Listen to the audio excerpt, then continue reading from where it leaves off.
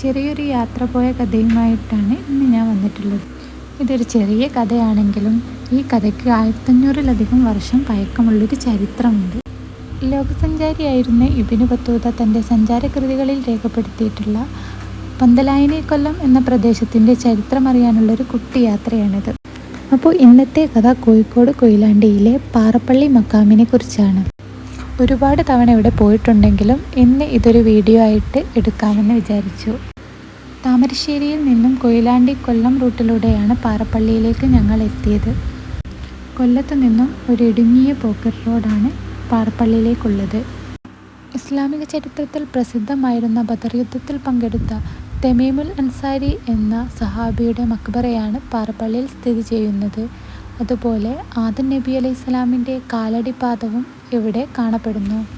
ഇസ്ലാമിക പ്രചാരണത്തിനായിട്ടെത്തിയ മാലിക് ബിൻ ഹബീബും സംഘവും താമസിച്ചിരുന്നത് ഈ കുന്നിൻ ചെരുവിലായിരുന്നു. അവിടുത്തെ നാടുവാഴിയുടെ മകൾക്ക് പാമ്പ് കടിയേൽക്കുകയും ഒരുപാട് ചികിത്സകൾ നൽകിയിട്ടും ഫലം കാണാതിരിക്കുകയും ചെയ്ത സമയത്ത് നാടുവാഴി ഇവരോട് സഹായം അഭ്യർത്ഥിച്ചു.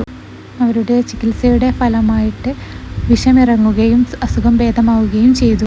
ഇതിൻ്റെ പ്രത്യുപകാരമായിട്ട് നാടുവാഴി നൽകിയ സ്ഥലത്താണ് ഇന്ന് പാറപ്പള്ളി സ്ഥിതി ചെയ്യുന്നത്.